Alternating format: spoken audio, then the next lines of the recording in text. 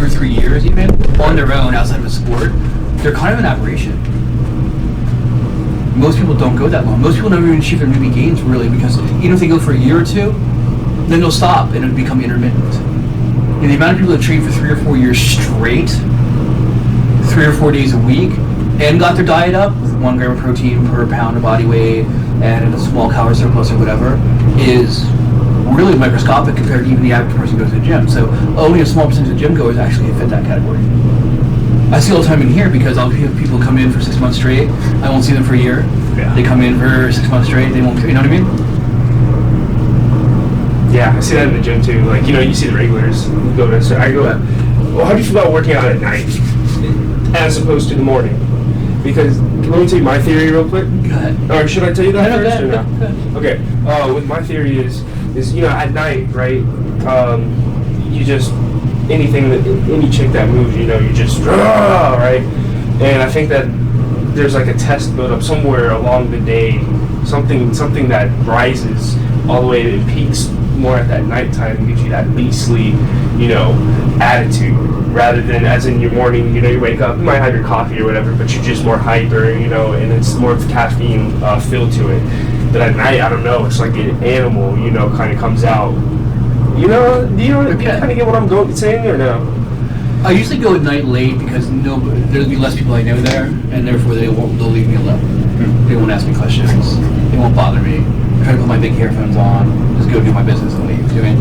You have no friends in the gym. There's only enemies, adversaries. We don't talk in the gym. We don't bond in the gym. We don't socialize in the gym. You just go to the gym, you train. If you want to finish your workout and then socialize, you can do that, I guess, if you want to. If you don't have any friends at the gym, which is a whole different issue, you can send me a check and we'll talk about that later. I think I read something someplace that training in the morning, it was usually better for cardio, and training at night, like you said, was usually a little bit better for doing weights.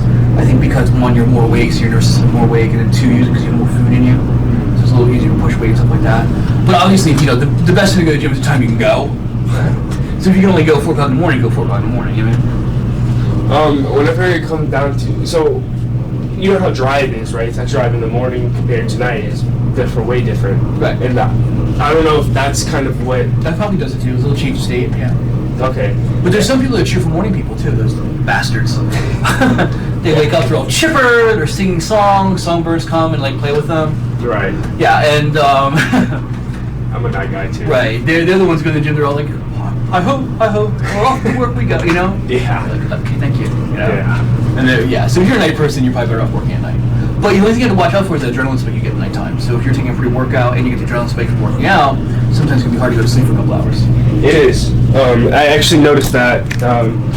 So I moved down to 150 milligrams caffeine because, I don't know, my body tends to respond very sensitively to a lot of things. Mm-hmm. Whether, no matter what it is. So whenever I took caffeine, I was drinking that whole 300 milligram bang, and that thing had me fly, yes, exactly, so to speak. And I cut that in half because that would keep me up for 3 hours after my workout. So that's a total 5-hour span of just constant energy. Well, I'll tell you a trick. If you're going to be doing caffeine late at night towards bedtime, do it 2 hours before you train. It sounds the same. Yeah, it'll still hit you. First of all, it'll peak in the first 45 minutes. And it gives a chance to kind of activate your body, sit there for a little bit, and then when you train, you get to burn off some of that energy. The problem that I find with most people is they take their pre-workouts or the stimulants too close to your workout, so their actual stimulants actually peaking when they leave, combined with the extra adrenaline. So it's almost like they're getting their extra energy after they're done. It's probably me. Think about it, a lot of people will just sit there silly and toss down a pre-workout. They don't even use water, the little barbarians. They're like, oh my god, look at this, It's disgusting. I don't know why it's disgusting. Because it was designed to put 8 to 10 ounces of water, not to put in your mouth, right? Okay. Right. So it's like, wow, okay. So anyway, but they'll do that 5 minutes before they go to the gym, and then they actually end up taking more pre-workout because they need to hit it faster because it's hitting slower, so to speak. Mm. So let's put it this way. Let's say it takes 45 minutes to peak. If I double the dose, well, it feels like it's peaking halfway through, right? But in reality, it's going to keep growing in my body as time goes on. Yeah, that's good information. Yeah, so 45 minutes to an hour before you work out would be better for a pre-workout, or at least half an hour. So if I told you that I did 15, you'd probably laugh. 15 minutes? Yeah, 15 minutes. Yeah, it's not, you know. If you could do that, I would tell you just go to the treadmill and walk for a little while. Let it kind of hit your body. Or even if you're really tired, here's a trick. A pro check, Corey. If you're really tired, sit in the parking lot, take your pre-workout down, sit down in your car, put your seat back, close your eyes, and just let yourself nap for 20, 30 minutes. The pre-workout wakes you up back up again.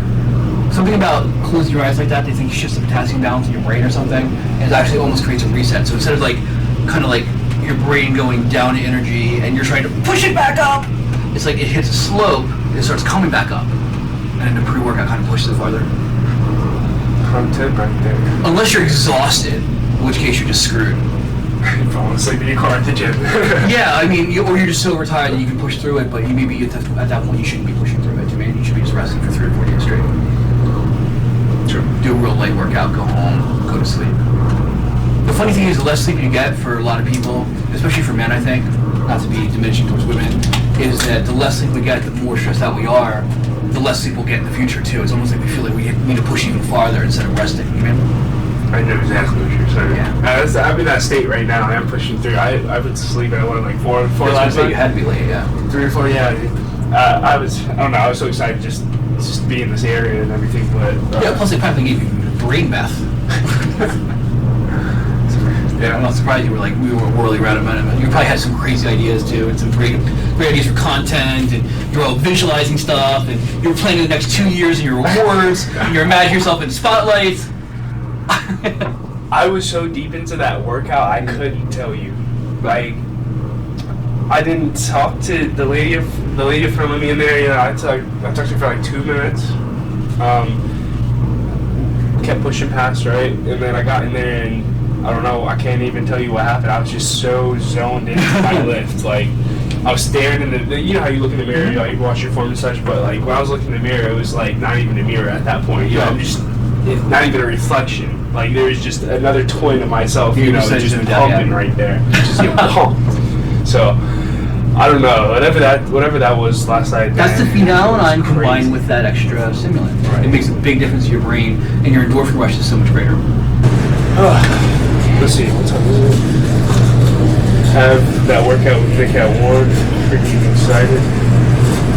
Yeah, so excited. I'm just excited to meet Nick. I feel like Nick is an absolute mirror of me from a different state. You have so much room to grow. Do you like the content though, seriously? Dude, I love the content. The content is, it's hard to find information on like video editing and YouTube itself is something that, you know, I've really wanted to do for a long time. Again, I had to break out of my shell in order to do that. And you keep saying break out of your shell. Were you like a real introvert? I was yeah, it was quite bad. Mm-hmm. Just from the lack of conversating, you know, to other people. At tennis tournaments, I got to talk a little bit, so that's why it didn't turn out too bad. Wait, but even then you were talking to other people that were kind of weirdly sheltered and lively. Yeah, very intimidating little feet. I had no conscious of anything. So that was that. That's what. That was a decision I had to make, you know, after high school. Mm-hmm. Whether to, I mean, I did college for 2 years. Where? At a community college, Monster Community College. Just to get basic credits out of the way, just in case I wanted to go back. But unfortunately, it's not a very challenging environment though sometimes. So it's hard sometimes to stay interested because it's community college. Right? It was very hard. There was like 2 hot girls out of like 1,000 people that were there, you know, or 2,000 students. Like, it was just like, oh. I know I'm not supposed to be there for the girls, you know, but like it's supposed to come to college, you know, and like it's a fun experience, yeah. The building's like the size of the shopping center. Right. Like that's the whole college. Oh, wow, it's a small community college. So it's like there's no incentive to want to go. Everything that we did, you know, our horse dances, right? You know, wait, no, but what did you in tennis to begin with? For? Why did you pick tennis sport? I didn't pick tennis. They picked tennis because we transferred into it so well that like I picked up that racket and I was clapping. Okay. Yeah, I was clapping kids. Right. There was a point to where when I was 11, I won 11 to turn this straight in a row. Oh, wow. Which is like for tennis, that like 6 is a big deal. And then you finished high school and absolutely turned your back on tennis?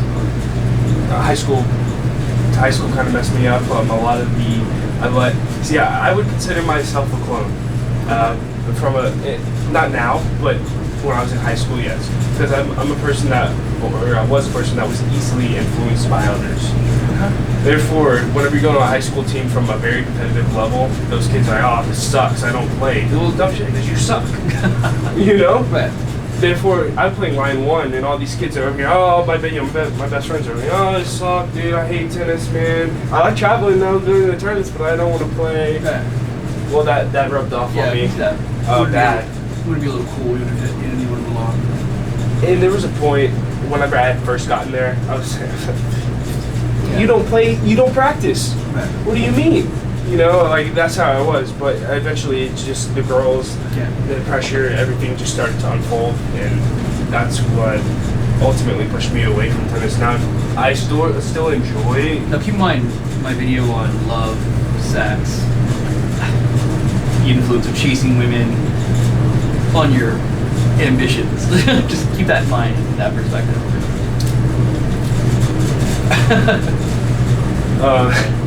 But I still enjoy it. I still like teaching others, you know, because I'm not going to have all this knowledge and just waste it. No, it's good. But at the same time, this is my passion to the most extent that I've ever enjoyed. Okay. Along with recording it too and editing it. Therefore, I don't hate tennis, but I would much rather not waste my calories playing tennis and use them here. Okay, fair enough. But other than that, yeah, martial arts, weapons, everything correlated into tennis so well. That was my sport. I mean, I also played lacrosse, I played baseball, I played soccer, I played all, you know, did the whole 9 rounds. But at the end, my senior and junior year, I played lacrosse, and I had scholarships from UC Boulder and from Johns Hopkins. Okay. Which is insane. I only played for 2 years, but again, you're good. Left Very hand, athletic. right hand, everything. So power from tennis, like you know the shot here. So if I had to go back, I would have chosen lacrosse before, and I probably would have stuck with it just because it's such a more brutal, mentally tough sport. I mean, tennis is mentally tough too. Don't get me wrong, but it doesn't have that kind of combat. You know that or the grindiness impression to of it too. Yeah. That's glamour. And I was also martial artist, you know, I came from martial arts. Like whenever I was on the lacrosse field, you know, using my body was so simple, you know, like I'm not a rock, you know, I'm a whip. Right. You know what I'm saying? So I knew how to use my body, and that's what set me apart from all the other kids, you know. The parents would always talk to the coaches and stuff. The coaches would always relay the information to me, and they'd be like, that guy, I don't understand. I've never seen a kid move like that, right? And like, I mean, I'd be up in the air doing the one-hand catches, and this shit that no one does. And you go like, it's like Shaolin soccer. Exactly. I love that movie, but it's just man, if I could go back in time and make the right decisions, that's definitely where I would be, and I would be juicy as shit because you know lacrosse gotta be big. You have to be a big boy. So that's fair. I would say that's probably one of my biggest regrets right there. But at the same time, it's helped me find a passion, you know, that I probably will never lose. Okay. You know,